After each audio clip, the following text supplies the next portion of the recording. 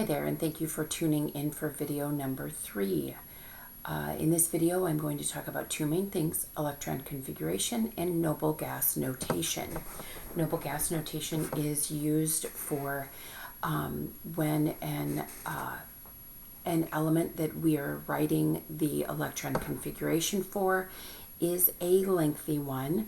Rather than write out the whole electron configuration, we will use an abbreviated notation, which is formally called the noble gas notation.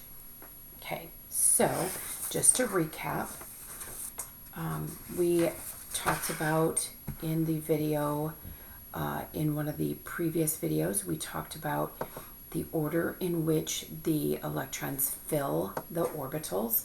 And we start off with 1s, we go to 2s, then 2p, 3s, so on and so forth. And we follow that all the way down. Do we have to memorize that? No. We simply do read the periodic table, just like any good book that we like. We go from left to right, top to bottom, just like, as I said, just like we read a book, okay? So when we are doing these electron configurations, when we are writing these, we kind of ignore the fact that there are other elements written on here, and we only want to focus on the element that we are working on, like that we are trying to determine the configuration for. So what I'm going to do is I'm going to start with an electron configuration. I'm just going to do it, and then I'm going to show you how I did it, okay, and kind of explain it a little bit. Okay, so I'm going to write the electron configuration for, let's do sulfur. Okay, so we write the chemical symbol, okay. Sulfur's electron configuration is 1s2, 2s2, 2p6, 3s2, and 3p4.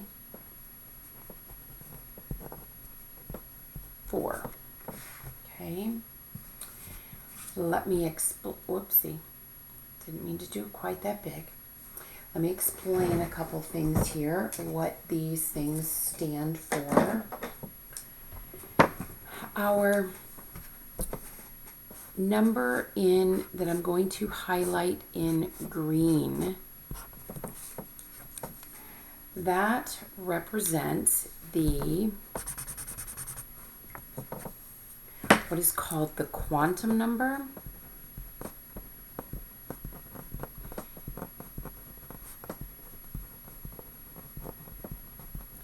It also can be explained as the energy level.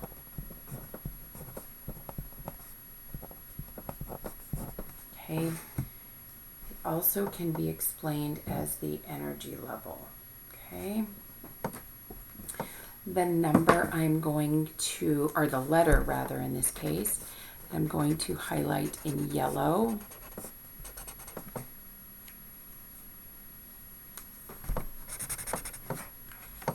This is the sub-level in which those electrons are found. And then guess what? This number in orange, those are the number of electrons. Okay, and that number in orange is written as a superscript. Okay.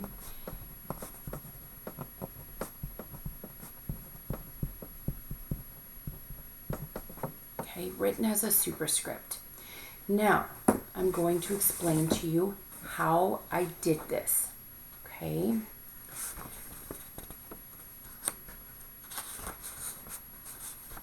I need a blank sheet of paper, and there we go. I couldn't get it off. My hands are dry, I guess. My It wouldn't work. Okay, so I kind of need to move that up a little bit. And I want you to see the periodic table. Actually, I'm not going to worry about, there we go. I think I can do it that way. So we go from left to right? And let me zoom out a little bit. That'll help. There we go. So we go from left to right, okay? So we're looking at sulfur. First of all, sulfur is right here, okay? And we're going to start at the very beginning, just like we do in every book, okay? We're going to start at the beginning, top left, okay? I have one S that I fill first.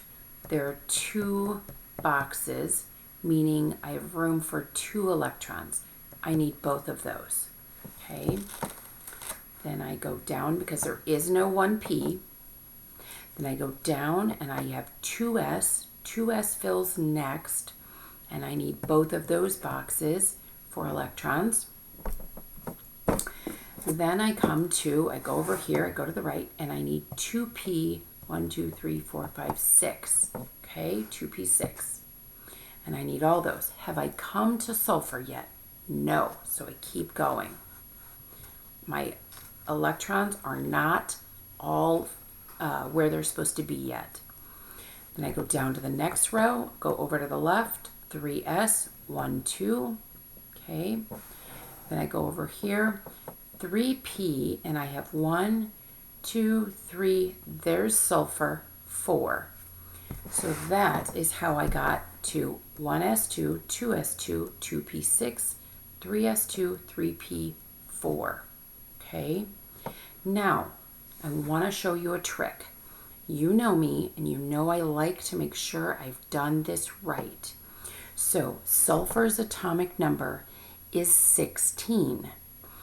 This means that it has 16 protons, but since we're talking about an atom, it also has 16 electrons. Okay, well, I just told you that the number, the superscript in orange, represents the electrons, right? If you add these up, so I have 2 and 2 is 4, and 6 is 10, and 2 is 12, and 4 is 16. Look at that. That adds up to the number of electrons. Okay? Everybody good? We're going to do another one, and then I'm going to show you the noble gas configuration. Okay? Let's do iron. Right here is iron. It's element 26. Okay, so I'm going to fold this down so you can see the top of my paper. It's getting a little crowded here. Okay, so what did I say? Iron. Okay, so I'm going to write iron. I write the chemical symbol for iron. I start over here, 1s, and I have 2 blocks there. So I'm going to put an electron in each of them. Now, this is where I'm talking about, we're not actually putting electrons in the periodic table. Okay, this just kind of works as a roadmap for us, and it explains what orbitals these electrons are filling. Okay, there's not a 1p. So we go back to the S block and we fill 2s, 1, 2. There is a 2p, so I need 2p, 1, 2, 3, 4, 5, 6. So that's 6. I come down here and I have my 3s. I have both of those, 3s2. And then I go over here and I fill my 3p, and I need all 6 of those because I'm not at iron yet, right? Iron's still down here. Then I do 4s2, and then look at what happens. I do 3d, 1, 2, 3, 4, 5, 6. There's iron, so I have 3d6, okay? Now, remember, I like to double check to make sure I have all my electrons accounted for. Iron The atomic number for iron is 26, which means it has 26 protons, and since it's an atom, it also has 26 electrons. Okay, so I have 2 and 2 is 4, and 6 is 10, and 2 is 12, and 6 is 18, and 2 is 20, and 6 is 26. All of my electrons are accounted for. All right, now, this one wasn't too terribly long, but I could make it easier. So we're going to do the abbreviated or the noble gas configuration for iron. We start off the exact same way. Okay, so we write down the chemical symbol. Okay, I'm going to find iron, then I'm going to go to the noble gas that is preceding, meaning just before. So what I always do is I go all the way to the right, because this group right here, this column right here, the far right, group 8A, these are my noble gases. So again, back to iron, I go all the way to the right to my noble gases, and then I go up one, okay? Because the atomic number has to be less than your element that you're trying to write the configuration for, okay? So what once again, we're at iron, we go all the way to the right. Krypton's atomic number is 36, so I know I don't want that one. So I go up a row, okay? And I'm going to put that one in a bracket, and that was argon. Okay, now I'm going to write the electron configuration from argon. So I'm going to do 4s, and I need both of those spots, so I'm going to put 4s2, and then I have 3d, 1, 2, 3, 4, 5, 6, 3d6. Now, how can I double check with this? Well, I look at argon. How many electrons does argon have? 18. So I do 18, and 2 is 20, and 6 is 26. Remember I said just a moment ago that iron has 26 electrons. All right? Everybody get it? Yay! I'm going to do one more, okay? I'll do the abbreviated. Oh, before I forget, if you are asked to do an abbreviated electron configuration, or what's called noble gas configuration, for a noble gas. For example, if I was asked to do the noble gas configuration for, let's say, xenon right here, I would put krypton. It's really hard to see that one. How about I use this one? I think you can see this better. If I was asked to write the noble gas configuration for xenon, which is right here, I would put krypton in a bracket, and then I would go from there. Okay? All right. Let's do one more. Let's do the noble gas configuration for iodine. Iodine's right here. Okay? So turn this upside down. Okay, so I'm going to do iodine. I'm going to put it, or write the chemical symbol just like this, okay? And iodine is just an I. I'm going to go over to the noble gas column, and I'm going to go up a row, okay? And then I'm going to put that noble gas in a bracket, and that was krypton. Then I'm going to go, and I'm going to do the noble gas configuration from here. The electron configuration from here. Okay, so I'm at krypton, which is in 4p. Okay, do you see that 4p? And there's my krypton. So krypton's in 4p.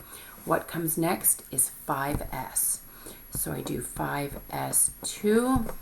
Then we have 4d10. And I need all those. Then I go over here to 5p, and I count 1, 2, 3, 4. There's iodine. which is 5. To verify, krypton has 36 protons because the atomic number is 36. Therefore, it has 36 protons, and since this is an atom, it has 36 electrons. So 36 and 2 is 38, 10 is 48, and 5 is 53. My bad, my computer started to go to sleep. And if you look at iodine, I know it's hard to see because I picked a different periodic table so that you could actually see the levels, you know, the energy levels and the sublevels good. But anyway, the atomic number for iodine is 53, which is what I said. So that's good. Everybody good. All right. Please watch this again if you need to, if you're still fuzzy on electron configuration. We're not done with this. We're going to do some more things with it. I will, on Thursday, I will answer whatever questions you may have. We will go over some of those, and then we are going to do the last thing that we need to add to this, which is our electron configuration and our filling rules. All right. So again, this was video 3. We did both of the things we came to do, electron configuration and noble gas notation. Thank you so much for tuning in. You have a great one. See ya.